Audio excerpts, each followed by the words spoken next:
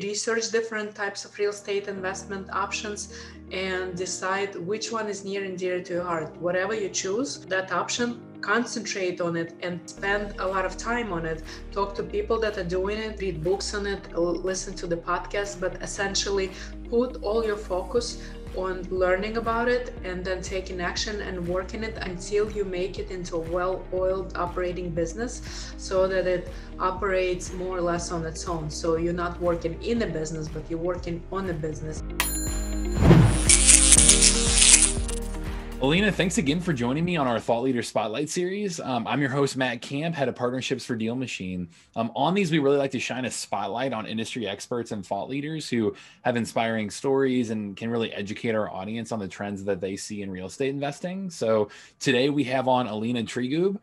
She's the founder and managing partner of SAMO Financial, which is a boutique private equity firm specializing in helping busy business owners and IT professionals passively invest in commercial real estate. She's a sought after speaker nationally, and she's the founder of the Power of Passive Investing Through Real Estate, which is a large meetup group in the New York area. So welcome on, Alina. Matt, thank you. I'm really excited to be here. I appreciate you inviting me to be on your show. Yeah, of course. And really today, I'm excited to talk to you about, a couple different things. I think you're a really unique blend of skills. You have kind of your tax background and, we can speak on that a little bit and how real estate investors should be thinking about, taxes differently. And then also you're truly a center of influence and somebody great at building relationships and building your network. So those are really two areas that I think our audience would really find valuable. But to start off, I'd love to dig a little bit deeper beyond your bio, just a little bit more about you. So maybe can you tell us a little bit more about yourself, maybe some pivotal moments in your life that have kind of shaped you into who you are today and how you got to SAMO Financial and all of that? Absolutely, Matt. Since you touched upon tax, I think I'll start with that. So I started my education really in by going for undergrad degree in accounting, and at that time, I was an immigrant who just came to this country, was literally in the country for 9 months, and was trying to decide what is it that I want to do. Well, I came from what used to be Soviet Union, and I was studying ecology, which is environmental protection study. And when I did some research here, I realized that I would probably have a hard time finding a job in that field. So after talking to a few people and realizing that one of my favorite skills at that time was math, I erroneously, just like many people, assumed that if I'm good with math, good with numbers, I'll enjoy accounting. So I went into accounting. It seemed like the field where there were tons of jobs and definitely decent income that was coming in. So I was not wrong in that. Tons of job, pretty good income in general.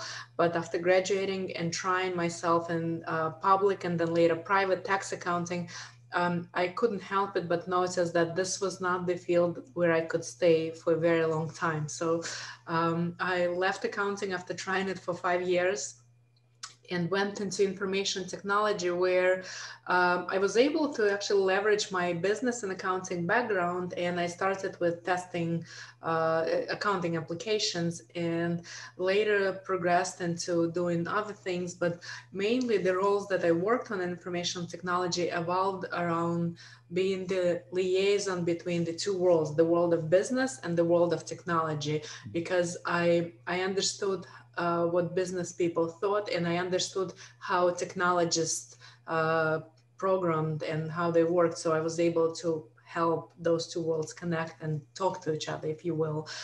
While doing that in my career, so as my husband were progressing, and so were our tax brackets.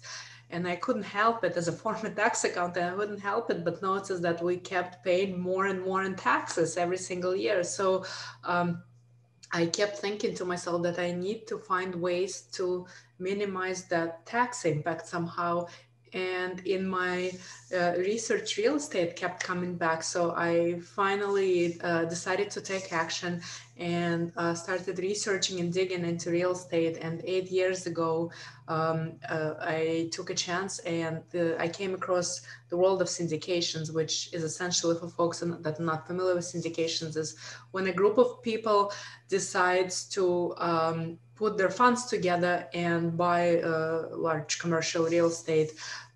So within that group, there are two subgroups. There is a subgroup of so-called passive investors, people that invest their funds in the project. And there's a group of active investors or general partners, if you will. These are the folks that do all the work. They find the project, they negotiate it, they inspect it, they buy it, then they asset manage, and they pay dividends or passive income back to investors. So I started my journey as a passive investor, invested in an apartment complex, and was a great beginning, great project, even though it was stressful going into the first project. But after the first one, I felt like there was this snowball effect. I invested in a second, third, fourth, and so on. And then after doing that for several years and talking to the folks around me, my colleagues, my friends, family, I realized that almost no one have ever heard of syndications, and people were curious. People were asking me, how is it going? What are you doing? How much involvement do you have? And people were puzzled when I was saying that I don't talk to tenants. I don't deal with toilets. There's nobody calls me at 2 o'clock in the morning to tell me about stuff. So I realized that there was this gap where folks wanted to invest in something other than Wall Street, wanted to invest in real estate, didn't want to do much work, but had no idea what syndications were about or how to find them.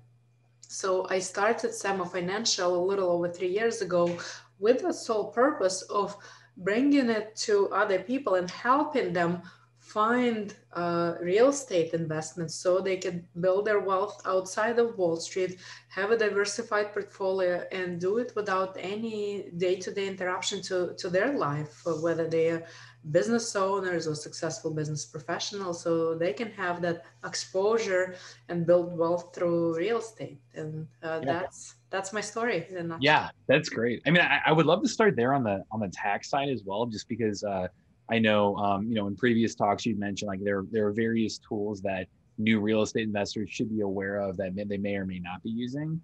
Sure. Can you dive into that a little bit and maybe for from a layman's perspective, really understand if you're new to real estate investing, can you kind of give us the 101 on what they should be aware of when it comes to the tax benefits of real estate? Yeah, absolutely, Matt. And before I do that, I do want to make a full disclosure that I'm not anyone's CPA. I'm not even a CPA. I was an accountant, but what I'm saying is I'm basically sharing my own experience and not giving anyone advice. So what I learned was that, there are different types of income, even within real estate. There is income that can be treated at your tax rate. An example of that would be if you buy a house and you decide to flip it, the income that you produce from that flipping is treated at your tax rate. So if you're a professional who is, let's say, in 30% tax bracket and you just made 100,000 on a flip, well, guess what? You just made 70,000 on a flip because 30,000 will go back to Uncle Sam. On the other hand, if you decide to, let's say, buy that house, place tenants and hold it for a long time, guess what? That income that the house is producing, the net rental income, will be treated very, very differently. Why? Because number one, the house has a depreciation. Number two, if it's not just a single family, if it's a larger property, there is a potential to do a cost segregation study on the house and get the benefits of the accumulated depreciation. So you can take a greater loss on that property, which if you cannot take it, in the year 1 or 2 or 3, you can always carry it forward and take it against whatever passive gains you will be able to produce with your investment properties later on. So these are some of the benefits that are widely available among real estate investors, and why they're beneficial, because even when the property of yours does produce gain, again, the maximum that gain will be taxed at is 20%. So for someone who is in a tax bracket above 20%, that's a huge benefit. If I use the old example of professional who is in 30% tax bracket, that's the immediate savings of 10%. And keep in mind that 10% may happen 3, 4, 5, 7 years down the road when you used up all of your depreciation losses. At the beginning, you probably won't be paying anything because your investment property will be generating paper losses. So think of it from a perspective of the time value of money. I mean, the benefits are just so incredible that it's really hard to put it all on a paper, but it goes well beyond that, whatever monthly income your property is producing. Yeah. I mean, knowing that and knowing that real estate is such a beneficial asset to hold long term like that, where do you see people, especially newer investors, getting that wrong? Like, what are some of the common pitfalls or mistakes that you see investors making that they aren't doing correctly? Well, I want to start with explaining that most people think that going into real estate, it's all about buying a house, placing a tenants, and getting income. Um, while it's not that easy, it does take work, and that is more or less defines that you're starting a brand new business, which is a real estate business. First and foremost, I think people need to decide, do they want to be active in that business or passive? And syndication is one of the options for people to be passive, but there are plenty of others. They can do notes, they can become private lenders, and so forth. Essentially, the first step should be deciding what is your bandwidth and how much of that bandwidth you want to apply to building your real estate business. That's number one. And after that, you would have to decide what kind of real estate investing is suitable for you. Maybe it's flipping, maybe it's notes or syndication, whatever it is. But I would say research different types of real estate investment options and decide which one is near and dear to your heart. Whatever you choose, that option, concentrate on it and spend a lot of time on it. Talk to people that are doing it, read books on it, listen to the podcast, but essentially put all your focus on learning about it and then taking action and working it until you make it into a well-oiled operating business so that it operates more or less on its own. So you're not working in a business, but you're working on a business and you're continuously adding potential other streams of income or other partners or doing other things outside of that business. Yeah. Yeah. And I think that's a great perspective of saying it's not just, you buying and some passive thing. Like if you're going to take that route, you're starting a business and you need to be thinking through how to network properly as well, which is a topic I would love to pick your brain on too. Just because I know in general, like you truly are like a center of influence, a master networker in a lot of ways. So I would say like, even outside of that, you've got the meetup group, you're speaking, you're doing quite a few things. That's been really exciting to see how your career has progressed in that world. I know last time we spoke, you talked about how Dale Carnegie's How to Win Friends and Influence People was a big influence on your life. Can you tell me more about like what about that book inspired you and what did you take away from that you practice in your everyday life? Yeah, no, absolutely, Matt. I love that book. I came across Dale Carnegie book, funny enough, when I was still living in former Soviet Union. And the first time I read it was in Russian. And we knew at that time that we would be immigrating. And I made a mental note to myself that I need to read this book in English again, because I thought that Dale Carnegie did a fantastic job of putting together rudimentary concept, but he put them all together in one book and really explained how easy it is to make friends and influence people by just paying attention to people. And one of the concepts that he was talking about is when you're talking to another person, make that conversation about them. If someone is telling you a story, especially if you're meeting them for the first time, listen to them intently, ask questions, ask follow-up questions about the story that person is sharing, and look the person in the eye. And I think that's really critical and important, especially nowadays, because at the times when we were still meeting in person, pre-pandemic times, I noticed that at the conferences, some people, while talking to you, they start scanning the room, they start looking outside, they start checking their phones and listening to their watch beeping because it gets messages as well. So the attention span is really short. So the idea that Dale Carnegie was presenting is essentially pay attention to the conversation and the person on the other in front of you, because you just never know how it's going to turn out, and because you really want to make that great impression on the person. If you're planning to build a relationship with them, show them that you really care, and show them that this is all about them, and it's not about you scanning the room and looking for your next victim, so to say. Yeah, yeah, it's amazing that it's just that basic of like, hey, really truly be genuine and caring for other people and listening to them and ask follow-up questions and all that. But I think when you do that, you really do set yourself apart from so many other people that are at these networking events and just passing out a million business cards.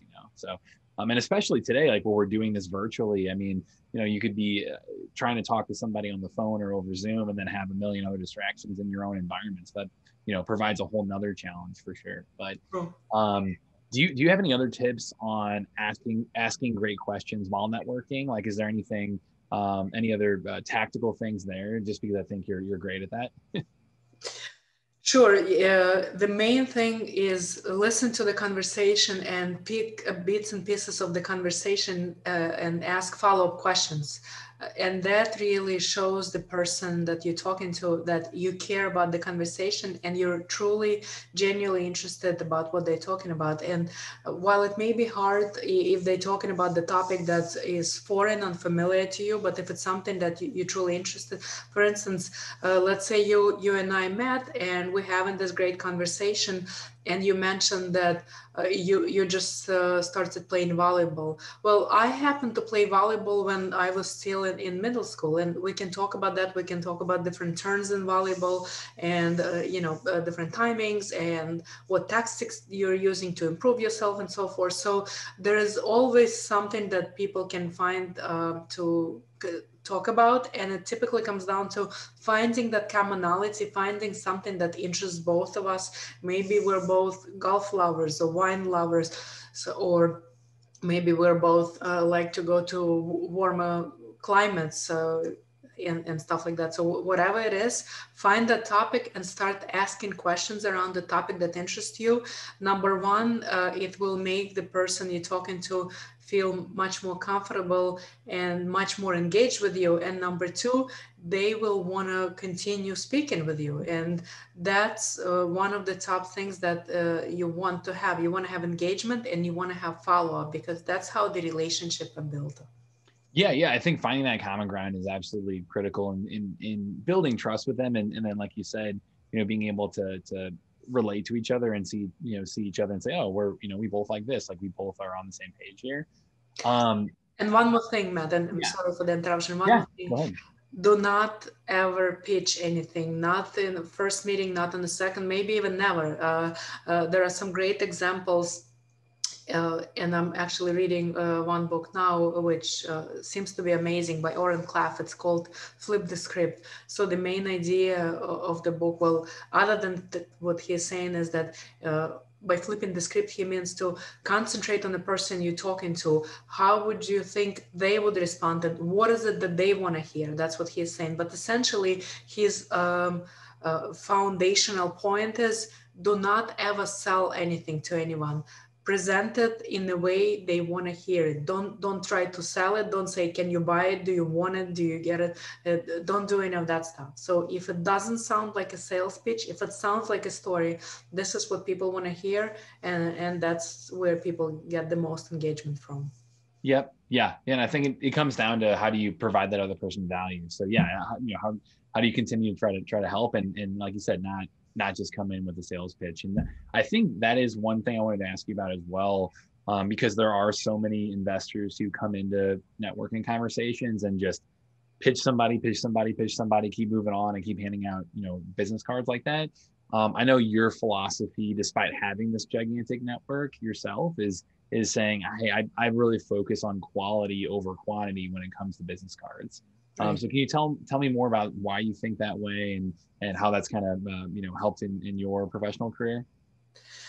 It has helped me tremendously. Well, first of all, when I'm meeting someone for the first time, I try to learn as much as possible about them, what their values are, what they're looking for in life, how can I help them.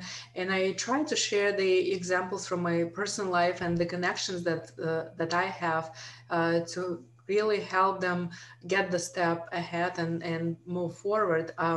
I believe in giving as much as possible to other people, and it helps me because it gives me a tremendous satisfaction when I know that I made someone happy, or I brought them a step closer to something they were looking for.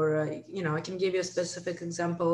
I met this person at a networking event, and they were telling me about their daughter who was graduating from college, and while she had good grades and everything, she really had very little experience.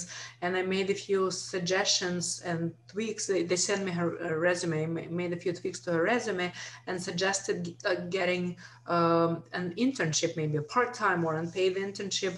And with those tweaks, she was able to get a part-time internship position, and that brought her a step closer to obtaining a full-time job in the field that she was interested in. So things like that make me happy, because I know I helped this individual this one time, and I'm pretty sure it's going to come back to me tenfold down the road, in whatever way. Yeah, it really does work out like that, where, if you want to target, if your goal is to be successful by, XYZ metric, then to get to that, you need to put out that much value into the world, or 10 times that. And it really does come back around. So great. Well, I appreciate your time today. Thanks so much, Alina. I know in general, I would love to hear how people can get in touch with you. I know you mentioned a freebie potentially to give people as well. So could you maybe talk about that a minute? Sure. And Matt, one more point I want to mention, the same applies to our investors and our audience. When people ask me what I do, I essentially tell them my story that I shared at the beginning. I don't need to sell investors anything. I essentially tell them how I started my journey and how I build wealth for myself and my family. And I tell them that if this is something they're interested to learn more about, I have plenty of educational materials. And if at some point later they want to join us and partner with us and build wealth jointly with us through real estate, I would definitely more than welcome them. In terms of the free materials, I have a diversification portfolio management report that I put together. It's complimentary, and I will send you the link so that you can Link to share that. with your audience. Yeah, absolutely. And if someone is looking to connect with me, they can find me through my website, which is samofinancial.com, or through social media. I'm on LinkedIn, Facebook, Instagram, and now on Clubhouse as well. There you go. Perfect. Yeah, I was going to say Clubhouse would be a natural one for you. So that's great. Well, thanks again for the time. Again, this is Matt Camp with DealMachine, and we'll see you in our next exciting chapter of Thought Leaders Spotlight Series.